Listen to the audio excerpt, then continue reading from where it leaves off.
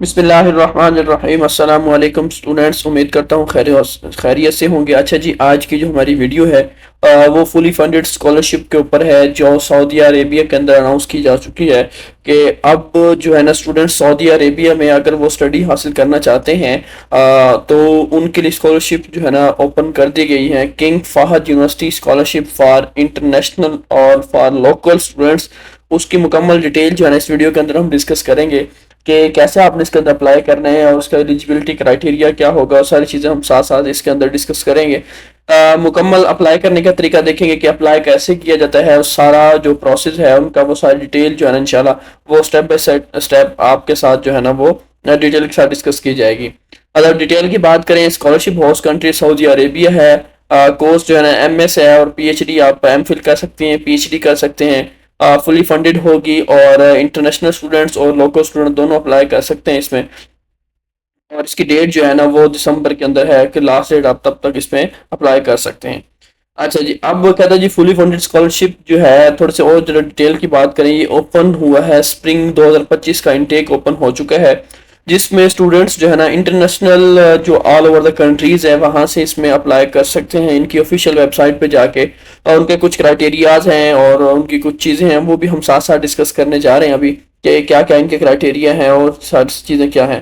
कहता है ये स्कॉलरशिप जो है ना आपकी ट्यूशन फी कवर करेगा और साथ साथ में आपका एक्सपेंस हो गया, लिविंग एक्सपेंस हो गया, आपका ट्रैवल एक्सपेंस हो गया, टिकट हो गया आपका, ये सारी चीज़ें जो है ना ये किंग फहद यूनिवर्सिटी स्कॉलरशिप जो होगा ये सारी चीज़ें वो ही बेयर करेगा। ठीक है, इसमें आपको कुछ भी नहीं पे करना पड़ेगा। ये स्कॉलरशिप टोटली जो है ना फुली फंडेड होगी, इसमें चीज जो है ना वो कवर होगी और इसमें इस कोर्स के दौरान आपको बहुत सारी रिसर्च और बहुत सारी इंफॉर्मेशन जो है ना वो आपको नॉलेज वगैरह मिलेगी। अब द डिपार्टमेंट्स की बात करें, कौन कौन सी फील्ड्स जो है ना आपके लिए अवेलेबल है जिसमें आप अप्लाई वगैरह कर सकते हैं, तो उसमें अगर हम पहला नाम देखें तो डॉक्टर ऑफ फिलासफी है। और फिर master of science in aerospace हो गया, master of science in applied statics है, master of science in architectural engineering है, master of science in architecture है, थीसिस के साथ ऑप्शन है उसका भी। Executive master of business administration हो गया, master of science in business studies accounting हो सकता है, फाइनेंस हो सकता है, मैनेजमेंट है, मैनेजमेंट इंफॉर्मेशन सिस्टम है। और इसके साथ साथ अगर हम देखें doctor of philosophy in electrical engineering, master of science in electrical engineering, master in geology, master of science in geology, master in geophysics, doctor of philosophy in geophysics और doctor of philosophy in industrial and system engineering, doctor of philosophy in mathematics है, master of science in mathematics हो गया। और साथ में doctor of philosophy in chemistry है, master of science in chemistry है। और अगर आप देखें उसमें साथ में मास्टर इन जियो फिजिक्स है, master of science in geology है, थीसिस के साथ आपके पास ऑप्शन है कि आप जिसमें अप्लाई कर सकते हैं। अब अगर फर्दर और देखें तो अगर हमारे पास है doctor of philosophy in mechanical engineering, master of science in petroleum engineering, doctor of philosophy in physics, master of science in physics हो गया। और master in system and control engineering thesis के साथ ऑप्शन है इसका। तो ये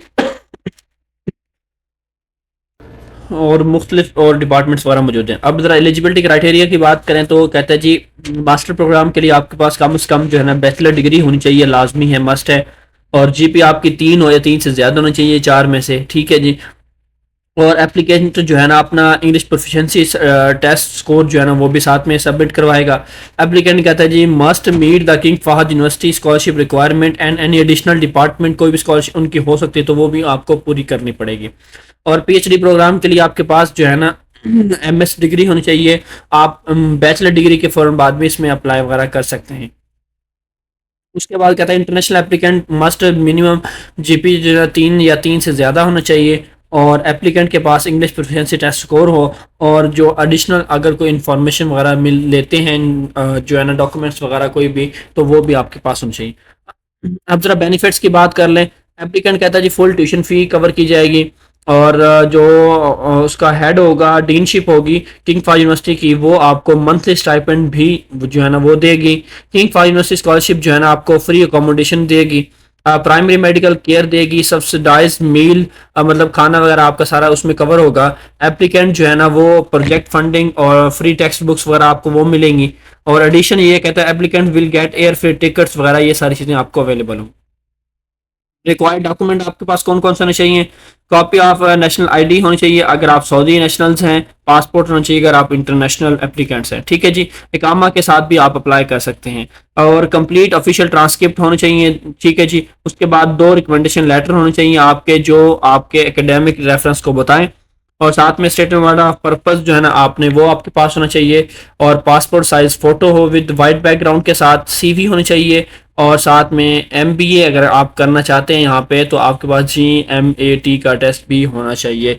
तो ये रिक्वायरमेंट्स है, रिक्वायर्ड डॉक्यूमेंट्स है। अगर आप जो है ना सीवी और जो है ना स्टेटमेंट ऑफ पर्पस बनवाना चाहते हैं तो आप मुझसे कांटेक्ट कर सकते हो, मेरी टीम आपको बना के देगी बड़े ही कम प्राइस के साथ, ठीक है जी। अब जरा हम चलते हैं ऑफिशियल वेबसाइट की तरफ कि हमने अप्लाई कैसे करने हैं। ये देखें जी, हमारे पास ऑफिशियल वेबसाइट आ गई। ये लिंक जो है ना मैं आपको डिस्क्रिप्शन के अंदर दे दूंगा, आप डायरेक्टली इसको इजीली एक्सेस कर लेंगे। अदरवाइज आप किंग पास यूनिवर्सिटी KFUPM लिखेंगे तो आपको ये यहाँ डायरेक्टली इस पेज पे भी आ सकते हैं। तो आपने सिंपली क्या करना है, नीचे आना है, यहाँ पे आपको लिखा हुआ है regular MS and PhD programmes, आप यहाँ पे आपने आना है, और यहाँ पे आपने जहाँ पे नीचे अप्लाई लिखा हुआ है स्टेटस इसका ओपन है, 28 अक्टूबर इसकी स्टार्ट डेट है और 12 दिसंबर जाके ये एंड हो रहा है। तो आपने क्या करना है, जस्ट अप्लाई पे क्लिक करना है। यहाँ पे जैसे आप क्लिक करते हैं तो आपने सबसे पहले खुद को यहाँ पे रजिस्टर करना है। रजिस्टर करने के लिए आपको सबसे पहले अपना अकाउंट क्रिएट करना पड़ेगा। अब अकाउंट क्रिएट करने के लिए आपको यहाँ पहले यूजर नेम देना है, अपनी तरफ से कोई भी यूजर नेम आप यहाँ पे राइट कर सकते हैं, जो भी आपका दिल करे। यहाँ पे आपने एक यूजर नेम जो है ना वो यहाँ पे राइट करना है। फिर आपने अपना फर्स्ट नेम लिखना है, लास्ट नेम, और जैसे मैंने ये देखें आपके सामने लिख दिया है, फर्स्ट नेम लास्ट नेम और अपनी मेल लिख दी है। साथ में पासवर्ड जो है ना यहाँ पे मैं 6 डिजिट का पासवर्ड जो भी मैं रखना चाहता हूँ वो मैं यहाँ पे करके क्रिएट पासवर्ड पे क्लिक कर, अब मैंने क्रिएट अकाउंट पे क्लिक किया है तो देखिए कहते हैं जी आपको एक मेल भेज दी गई है, आप वहाँ पे जाएं और इस लिंक को एक्टिवेट करें। मैं क्या करता हूँ, मैं जाता हूँ जी वहाँ पे, ये जी मैंने जीमेल ओपन की है, यहाँ पे एक लिंक दिया गया है मुझे और यूज़र नेम भी साथ बताया गया। तो अब मैं इस लिंक पे क्लिक करता हूँ।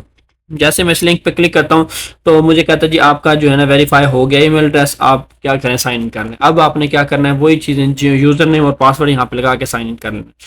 साइन इन करने के बाद आपको आगे फर्दर इन्फॉर्मेशन देता है कि डिग्री की आगे टाइप्स कितने हैं। 3 तरह की डिग्री आप यहाँ पे अप्लाई कर सकते हैं। पहली जी PhD की डायरेक्ट डिग्री है। कहता है जी आप हम रिकमेंड करते हैं आपको जितनी भी बैचलर डिग्री जिनके पास मौजूद, जिन्होंने अपना BS कर लिया वो डायरेक्टली PhD के लिए अप्लाई कर सकते हैं, ठीक है जी। कहता है ये जो ऑप्शन है तमाम लोकल के लिए और इंटरनेशनल स्टूडेंट्स के लिए अवेलेबल है, ठीक है जी।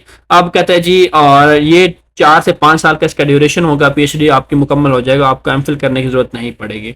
मिनिमम GPA आपका 3 होना चाहिए, 4 में से BS डिग्री के अंदर आपने इतना स्कोर किया होना चाहिए, और साथ में आपके पास IELTS या हो या TOEFL हो, ठीक है जी। उनकी डिटेल आपको बता दी गई कि ये आपके पास IBT भी आप दे सकते हैं, ठीक है जी। ये आपके पास टेस्ट वगैरह होना चाहिए आप इसको रिक्वायरमेंट को कंप्लीट करने के लिए, ठीक है जी। IELTS 6.5 मिनिमम जो है ना वो एक्सेप्टेबल है, और डोलिंगो भी यहाँ पे 120 मिनट वो भी एक्सेप्टेबल है, ठीक है जी। ये रिक्वायरमेंट्स मैंडेटरी हैं, अगर आप ये रिक्वायरमेंट्स को पूरा करते हैं तो आप जरूर इसमें डायरेक्टली PhD में अप्लाई कर सकते हैं। दूसरा है सिर्फ PhD प्रोग्राम, जिन्होंने BS के MS किया हुआ है, ठीक है, वो सिर्फ PhD करना चाहते हैं तो वो भी इसमें अप्लाई कर सकते हैं। जिनका स्ट्रॉन्ग बैकग्राउंड है, जिनका मिनिमम GPA 3 से है या 3 से अबव है, वो भी इसमें अप्लाई कर सकते हैं। बाकी TOEFL वो IELTS और उसकी डिटेल सेम वैसी ही है जैसे हमारे पास ऊपर PhD के लिए थी। और साथ में 2 लेटर ऑफ रिकमेंडेशन जो है ना वो लाजमी आपके पास ज़रूरी है, preferably from the faculty who taught the applicant, कि आपने प्रेफर वो किया जाएगा जो आपको पढ़ाते थे टीचर यूनिवर्सिटी के अंदर, आप वहाँ से उनसे रिकमेंडेशन लेटर बनवाएंगे, ठीक है जी। और कोई एडिशनल डॉक्यूमेंट अगर कोई जो डिपार्टमेंट वहाँ पे आपको कहता है तो वो भी आपको प्रोवाइड करने पड़ेंगे। उसके बाद आते हैं मास्टर डिग्री के ऊपर। अब मास्टर डिग्री के लिए आपके पास क्या होना चाहिए, 4 ईयर। जस्ट आप सिर्फ मास्टर डिग्री में अप्लाई करना चाहते हैं तो आपके पास 4 ईयर जो है ना BS की डिग्री होनी चाहिए, इंजीनियरिंग के अंदर या साइंस सब्जेक्ट के अंदर जो भी आपके रिलेटेड है उसके अंदर होनी चाहिए, और आपका GPA 3 या 3 से ज़्यादा होना चाहिए, और कंप्लीट TOEFL वगैरह ये चीज़ें रिक्वायरमेंट जो है ना लैंग्वेज की वो आपके पास कंप्लीट होनी चाहिए। 2 रिकमेंडेशन लेटर आ गई, और एडिशनल अगर कोई चीज़ मांगते हैं तो वो भी आपको प्रोवाइड करनी है। अब जी अब हमने करना क्या, ये सारी डिटेल में आपको बता दी। अब कहता है जी हम आपको प्रेफर ये करेंगे आप डायरेक्ट PhD में अप्लाई करें, तो मैं चलें जी आपको PhD डायरेक्ट एंट्री के लिए बता देता हूँ कि आपने कैसे अप्लाई करना है। आपने सिंपली यहाँ पर अपना मेजर सेलेक्ट करना है। मैं जी यहाँ पे पीएचडी इन मैथमेटिक्स के अंदर सेलेक्ट कर लेता हूँ कि डायरेक्ट मुझे मेरे पास पीएस है, मैं यहाँ पे इसमें अप्लाई करना है। अब कंसंट्रेशन आ जाता है कि आपने आगे फर्दर कौन सा डिपार्टमेंट चूज करना है, अपने डिपार्टमेंट के आगे कौन सी ब्रांच है ना उसको चूज करना है। तो मैं यहाँ पे 3 मेरे पास ऑप्शन है, तो मैं अप्लाइड में चूज कर सकता हूँ। अब अप्लाइड चूज करने के बाद अब स्कॉलरशिप की टाइप आ जाती है कि आपने कौन सी कैटेगरी स्कॉलरशिप की जो है ना चूज करनी है। पहला जी सेल्फ स्पॉन्सर्ड, वो आपके लिए नहीं है, वो जस्ट सऊदी सिटीजन के लिए है। जो लोकल सिटीजन है उनके लिए सेल्फ स्पॉन्सर्ड होगा, वो यहाँ पे इसको एलिजिबल होंगे। अब जरा बात करते हैं नीचे जो है ना निचली कैटेगरी, जो दूसरी कैटेगरी है आपके पास, वो है जी लोकल स्कॉलरशिप। अब वो कहता है जी only for thesis based program होगा, पीएचडी डायरेक्ट एंट्री होगी, doctor of philosophy plus limited master program इसके अंदर होंगे। ये भी लोकल स्कॉलरशिप है। जिनके पास सऊदी सिटीजन है, मतलब ये है कि जिनका पास अकामा वगैरह है, तो वो यहाँ पे एलिजिबल है इसके अंदर अप्लाई करने के लिए। ठीक है जी। तो वो जिनके पास अकामा होल्डर हैं वो यहाँ पे अप्लाई करना चाहते हैं, तो वो एज अ लोकल स्कॉलरशिप पे यहाँ पे अप्लाई करेंगे, और उसमें लिमिटेड जो है ना प्रोग्राम्स होंगे, डायरेक्ट जो है ना एंट्री होगी, और डॉक्टर ऑफ फिलासफी पीएचडी के अंदर आपकी वो हो सकती है। और उसके बाद आ जाता है आपके, अगर आप नॉन सऊदी स्टूडेंट हैं, इंटरनेशनल स्टूडेंट हैं, तो आपके लिए ये स्कॉलरशिप आपने जो है ना सिलेक्ट करना है, इंटरनेशनल स्टूडेंट्स। ठीक है जी।